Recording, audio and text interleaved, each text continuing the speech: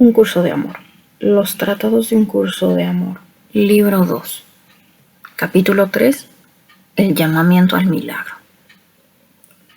En cuanto a tu experiencia ahora, las primeras oportunidades para aplicar el arte del pensamiento tienen que ver con la memoria. En otras palabras, tienen que ver con volver a experimentar todo lo que crees que ha dado forma a tu vida. Estas oportunidades son tan solo las precursoras del nuevo aprendizaje. Se trata de oportunidades de reemplazar la ilusión con la verdad para que solo quede la verdad de quien tú eres. Comprobar lo diferente que es la experiencia de la verdad con respecto a la experiencia de la ilusión es lo mismo que comprobar lo diferente que es el pensamiento de la mente del ego con respecto al arte del pensamiento. El arte del pensamiento se opone diametralmente al pensamiento de la mente del ego. La mente del ego no ve nada por lo que es. La mente del ego no ve otra cosa que lo que ella quiere como regalos. Incluso a estos los ve como regalos, sino como recompensas. La mente del ego hace trueques en vez de dar y recibir como una sola cosa, creyendo que solo a cambio de esfuerzo se le va a devolver algo. Debido a que solamente ve recompensas y no regalos, no puede ver los regalos que se comparten. Como no puede ver los regalos que se comparten, no puede permitirse ver la relación. Debido a que cree que se vale por sí misma, no puede ver el orden superior. Debido a esto, no puede experimentar la verdad y por tanto existe la ilusión. La experiencia de la verdad desvanece la ilusión y por tanto la mente del ego. El arte del pensamiento reemplaza la mente del ego con la incondicionalidad. Y esto no es otra cosa que mente y corazón reunidos en unidad. ¿Cómo puede extenderse lo que es vigilado de cerca? ¿Cómo puede creer y crear lo que está controlado? ¿Cómo puede conocer el amor lo que continúa cediendo al miedo? Todas tus razones para vivir con miedo han sido desconectadas una por una, y sin embargo no te atreves a intentar vivir sin miedo. ¿Por qué? Debido a los pensamientos de la mente del ego, a la mente del ego le preocupa su propia supervivencia, pero te ha convencido de que es tu supervivencia la que depende de ella. ¿Cómo vas a persuadirte de que puedes vivir como si la verdad fuese distinta? Porque solo si empiezas a vivir como si la verdad fuese de otra manera, podrás ver que en realidad lo es, ya que se basa en una sabiduría diferente de todo lo anterior. La única manera que tienes de vivir en la verdad es a través de la fe, pero no una fe en lo que podría ser, sino una fe en lo que es. Una fe en lo que es conlleva una fe en los milagros. Ahora se te pide que recurras a ellos. Recurrir a los milagros es un acto de fe. Tú crees que buscar milagros es buscar pruebas y que esto demuestra tu falta de fe, pero es justamente lo contrario. ¿Qué tipo de milagro conduciría a una falta de fe? No existe tal tipo de milagro. Ahora te pido que solicites un milagro. ¿Qué tipo de milagro deberías pedir? ¿Qué tamaño debería tener el milagro que pidas? ¿Qué tamaño tiene tu fe? ¿Cuántas pruebas requiere? No estoy bromeando, sino que te estoy pidiendo que consideres seriamente la posibilidad de pensar simplemente qué tipo de milagro sería necesario para poder cambiar de opinión sobre quién eres y por tanto sobre la naturaleza de tus pensamientos. Obsérvate a ti mismo mientras piensas en estas preguntas. ¿Puedes hacer que todo el miedo desaparezca de ella? ¿Por qué tendrías que tener miedo? Cuanto mayor sea el milagro que te ocurriera, más probabilidades tienes de temer las consecuencias. Y no se trata de las consecuencias que temes que tenga para el mundo, sino de las que temes para ti mismo. Si pidieses un milagro y se hiciese realidad, ¿qué pasaría entonces? Si pides un milagro pequeño y se hace realidad, ¿cómo de mal te sentirías por no haber pedido uno mayor? Prácticamente sentirás pánico al pensar que se te pone ante una elección así.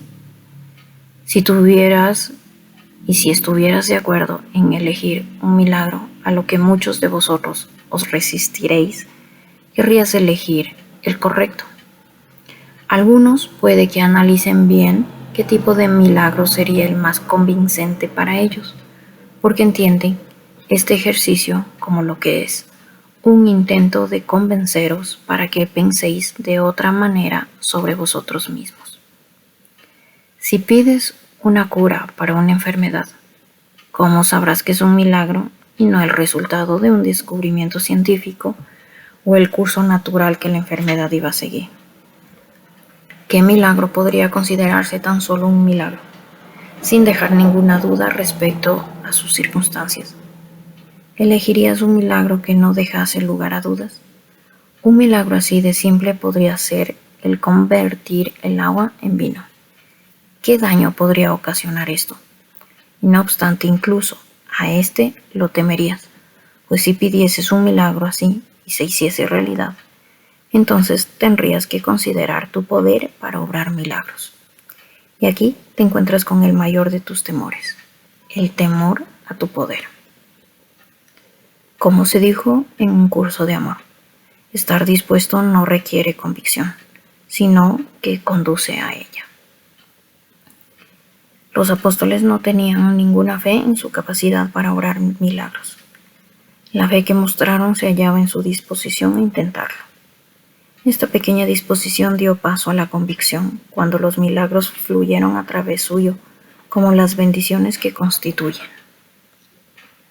No quiero que ninguno de vosotros se pierda aquí, pero tu miedo es tal que ya puedes ver tu propia derrota. Por grande que sea el miedo a los milagros, el miedo a no ser capaz de obrarlos es aún mayor. Piensas que esto es como un examen, uno que puedes aprobar o suspender. Y lo que es más, el hecho de aprobar no solo requeriría que reconsideraras tu poder, sino que tu fracaso requeriría que contemplases tu carencia del mismo.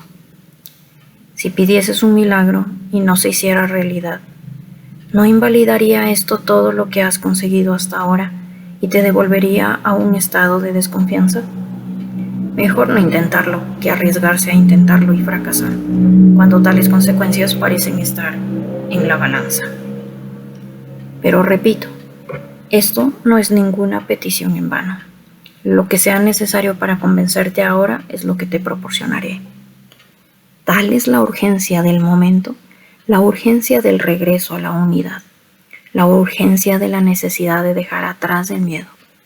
Es que no puedes, a partir de este ejemplo sobre tu miedo a los milagros, ver la evidente realidad de todo lo que aún temerías.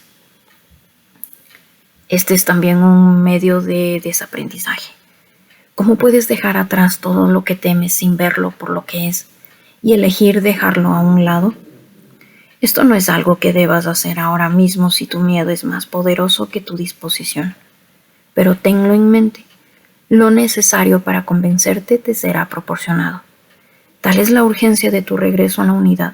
Si no es ahora, pronto se te pedirá que hagas esta última elección, la de dejar atrás el miedo para siempre y convertirte en quien tú eres. Lo que tú eres es un obrador de milagros. Esto no es todo lo que eres, pero te da una idea sobre quién eres. Esto no es todo lo que eres, pero es el medio más rápido de darte cuenta de quién eres. Tal y como se dijo en un curso de milagros, los milagros son mecanismos para ahorrar tiempo. Aunque pedirte que elijas un milagro parezca violar una de las reglas de estar dispuesto a ellos, tal y como se te describían en un curso de milagros, la extrema necesidad de tu regreso al amor precisa de medidas extremas.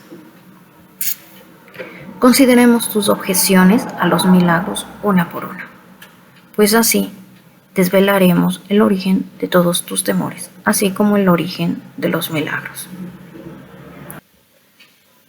En primer lugar, dices que no tienes ninguna objeción a los milagros, sino tan solo a que sean obrados a través de ti. Tu falta de disposición para obrar milagros, dirías, proviene de tu falta de valía para hacerlos. Tu falta de valía proviene de tu creencia en que tú eres solamente humano. Tú no eres Dios. Tú no eres una persona santa. Por tanto, los milagros no deberían fluir a través de ti. En segundo lugar, te opondrías a que se te pidiera elegir un milagro. Seguramente no puedes conocer las consecuencias que tendría cualquier milagro para el resto del mundo.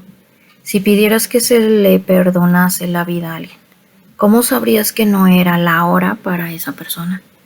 Si pidieses la cura de una enfermedad, ¿cómo sabrías que esa enfermedad no estaba destinada a hacer que avanzase el aprendizaje de alguien?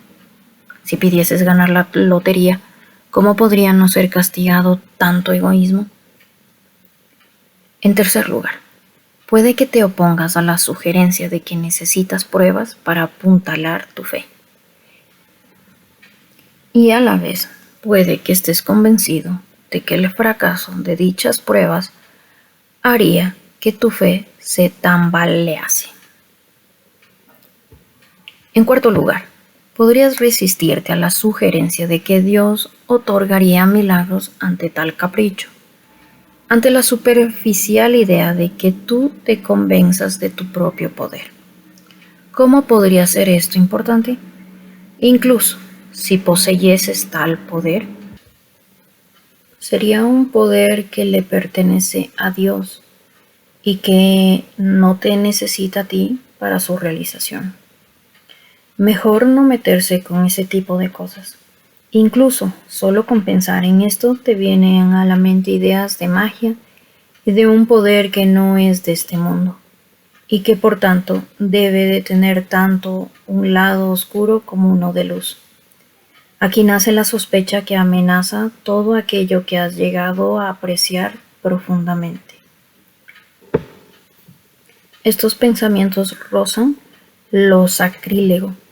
Los milagros son el ámbito de Jesús y de los santos, y es a ellos a quienes en realidad les pertenece.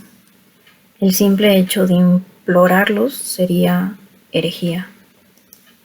También temes no saber qué son los milagros, y que por tanto no puedes obrarlos. Primero quieres una definición. ¿Cuál es el milagro apropiado? ¿Para quién debería pedirse? ¿Cuáles son los criterios a seguir? ¿Cómo se hacen? ¿Ocurren todos a la vez o pueden aparecer en algún momento del futuro? ¿Y qué pasa si se pide la corrección de algo que ya ha ocurrido? Tienes demasiadas preguntas sin respuesta como para poder elegir un milagro. Aunque hay muchos más temores que te pueden persuadir, consideraremos solo uno más: el miedo a tomar la decisión equivocada en lo que respecta a tu elección de los milagros. Esto es lo mismo que el miedo a la escasez, pues seguro que la realización de un milagro sería una casualidad que no probaría nada y podría descartarse fácilmente dándole una explicación lógica. Seguro que creer que ahí donde un milagro ha funcionado, podría funcionar otro. Sería tener delirios de grandeza que no son para ti.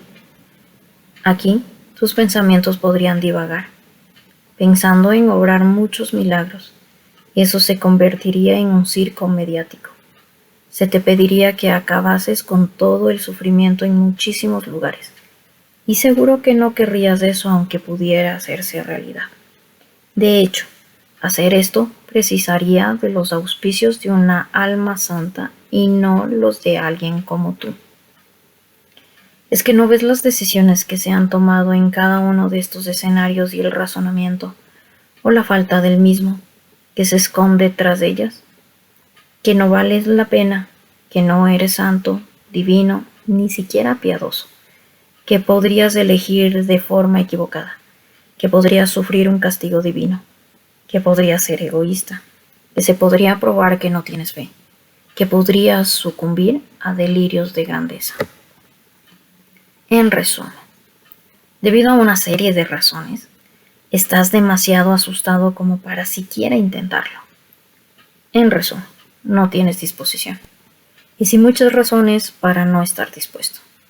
Lo que hemos hecho aquí es sacar tus temores a la luz. Unos temores que ni siquiera te dabas cuenta que tenías tan bien guardados, ni de que te aterrorizaría tanto dejar que se marchase. Ahora, podemos tratar cada uno de estos temores aplicándoles el arte del pensamiento, en vez del pensamiento de la mente del ego.